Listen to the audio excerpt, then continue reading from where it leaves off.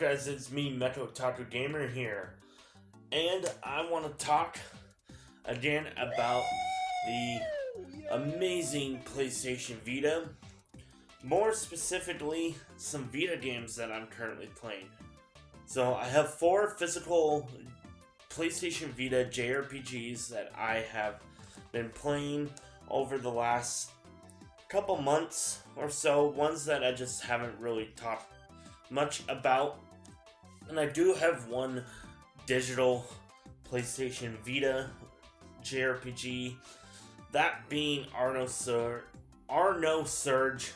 Ode to an Unborn Star. I went the digital route with that on Vita, as the physical for North American is over $240. It's freaking hella expensive. So I got some different varieties, a couple of turn-based and a couple of action RPGs here. Now, surprisingly, including Arno Surge, I've actually started playing some more turn-based than the action RPGs, as I prefer action RPGs. Now, before I get deep into these Vita games, which I don't really have a whole lot to talk to. I haven't put a whole lot of hours into, except for the one that I'm going to save towards the end. So, with that, hope you guys will enjoy this video. And you can let me know by smashing that like button, leaving a comment in the comment section below, subscribing and ringing that notification bell. And also, if you guys really do like my videos and feel like other people need to watch them, feel free to share them. So with that, let's dive into some of these Vita games that I've been playing. Starting off with one that I've actually just started playing today. Before I recorded this, I've already put a little bit of time into, and I want to just get some initial thoughts on this game out there, and that is Freedom Wars. And I know this is one that is highly recommended for people who like RPGs and want to start playing them on the Vita. This is considered to be a bit of a Monster Hunter clone. Except for me, I feel like it's more... It is more of its own thing. It is kind of in that genre of Monster Hunter type RPGs, where you hunt down giant enemies, monsters, whatever, and obtain parts in order to build up your characters with new weapons and armor and all that. Now, with this game, it takes place in a post-apocalyptic world where you have a sentence. You are a prisoner known as a sinner, and your character is sentenced to 1 million years of confinement, and you go on missions in order to reduce your sentence. And not only that, I've noticed that when playing it, you also start earning back some of your rights, because apparently if you take 5 or more steps at the very beginning of the game inside your cell, which is kind of the hub area for right now, you wind up adding more time onto your sentence. And if you fall asleep in bed, lying down, that's also a violation. And if you talk to your other character that you get to create called an accessory, which can either be male or female, that and try to have a casual conversation, that is also considered a violation. So not only are you fighting to get your sentence reduced, but you are also fighting to get your rights back as a human being. And I think that is pretty, I want to say unique, but it's also kind of hilarious at the same time. Like, you're literally fighting for your right to party, essentially, to earn back your freedom and all that. And so far, I do like the art style. It's very anime. Now, there is no English dub, it is all in Japanese, but luckily it is English subtitled and all that. So will be able to understand what the story is. And I do like the enemy design, very alien-like so far. You're fighting off against these creatures known as abductors.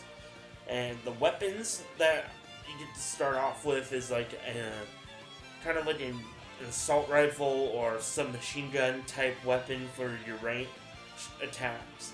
And then you have what looks like a kukri blade for your light melee. And then you also have this thing around your left arm called a thorn bind. And you can use that as like a grappling hook or to attach onto enemies and be able to do a leap attack, or onto the big adapters and be able to drag them down to the ground in order to deal mass damage to them. And there's also some missions where you have to rescue civilians from the adapters and take them back to these little escape tubes in order to rescue them. So far, I'm really liking the way that Freedom Wars is presenting itself, and one I would definitely highly recommend if you are new into the collecting for the Vita like I am this year, and really want to play like a really good action RPG, Monster Hunter type clone. I would definitely highly recommend Freedom Wars.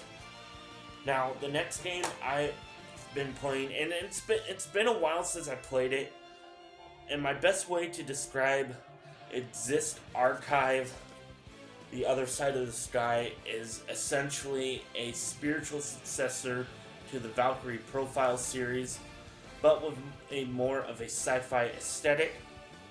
Funny thing is that this was actually developed by the same people as Valkyrie Profile, that being Tri-Ace, and then they teamed up with Axis Games and Spike Chunsoft as well. And you get to explore dungeons. You have up to 4 party members, and they are all assigned to the different face buttons, which is your X, circle, square, and triangle in order to do attacks. And you do have an action gauge, and then when the enemies are attacking, you can block and defend. And then there's side-scrolling 2.5D platforming outside of battle, and then you can equip different weapons and skills that are tied to each of your character's specific classes. And also, according to the back of the case here, high-octane action with intense heart-pounding battles await you, along with a myriad of items, challenging side quests, and a plethora of customization elements. So if you are very familiar with the Valkyrie Profile series, then you will be very familiar with the gameplay in Yeast Archive. But what really drew me into wanting to play it is the sci-fi world that it's set in.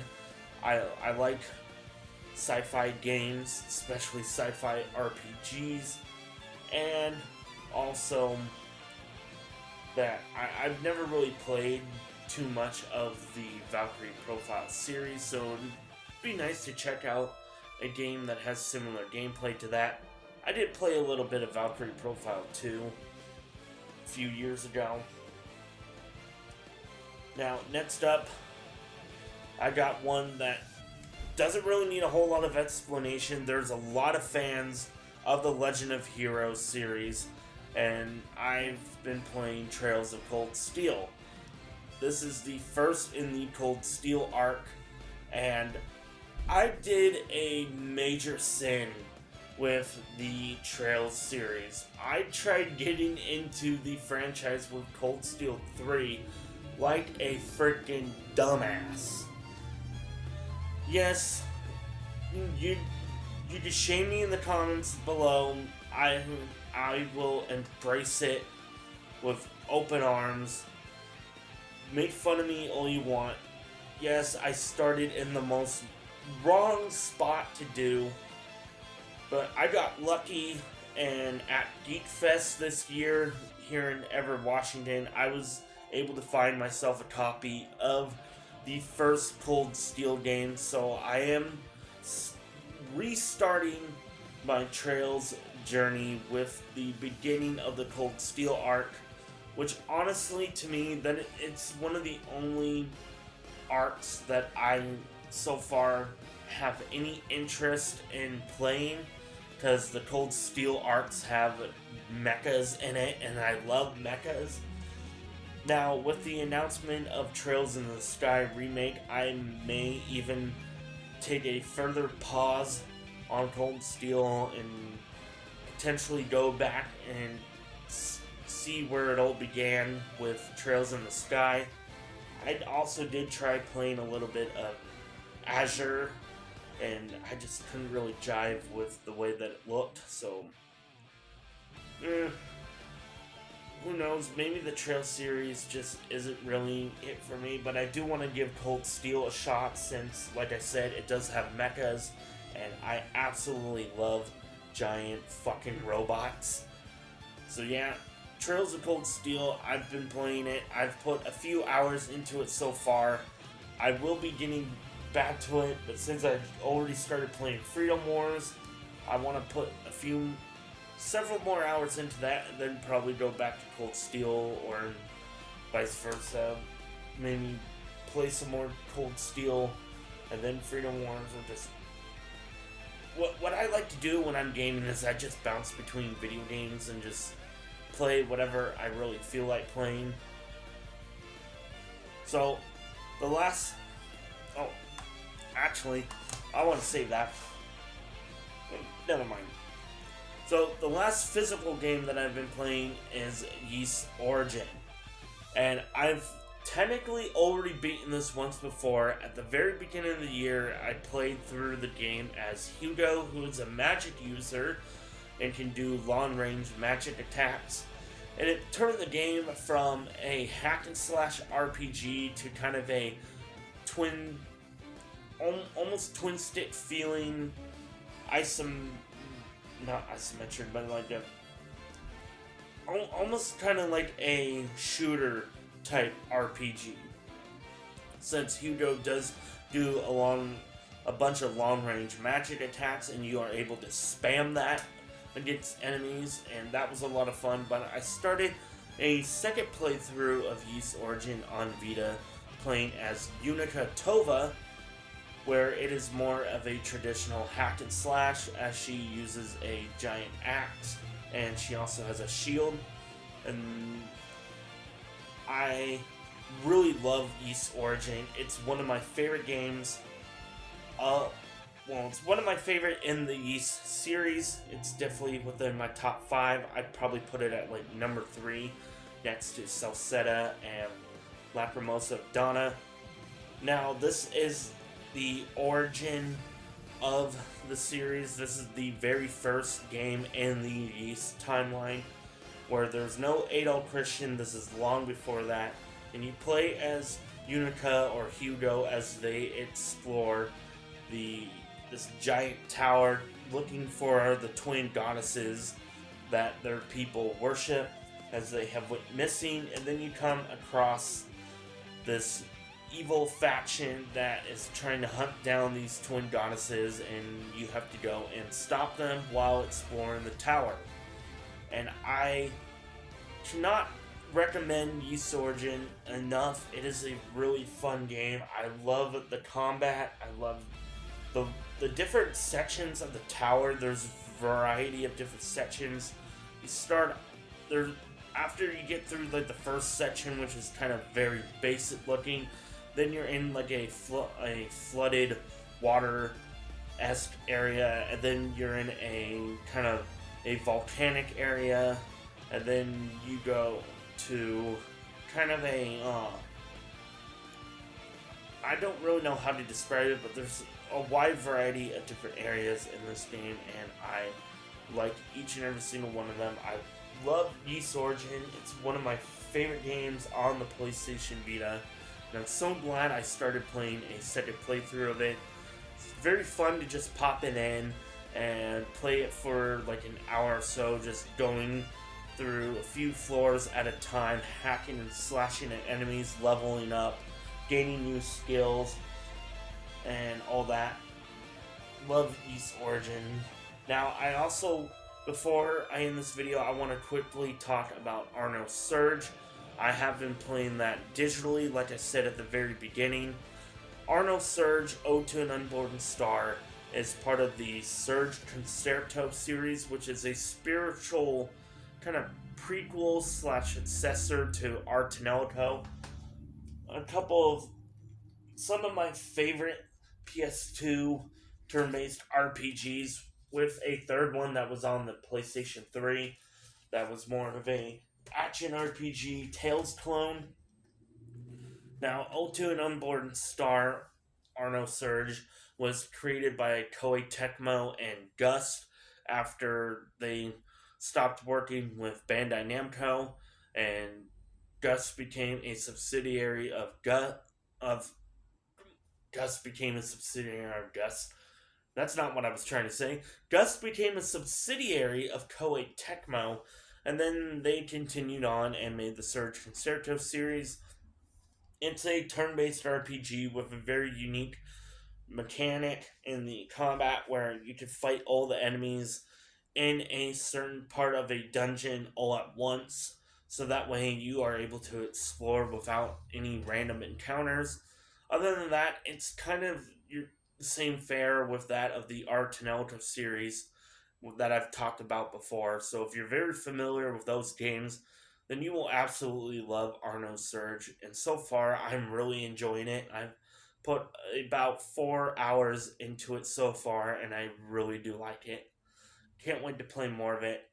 And if you don't have a Vita, luckily it's also available on the PlayStation 3.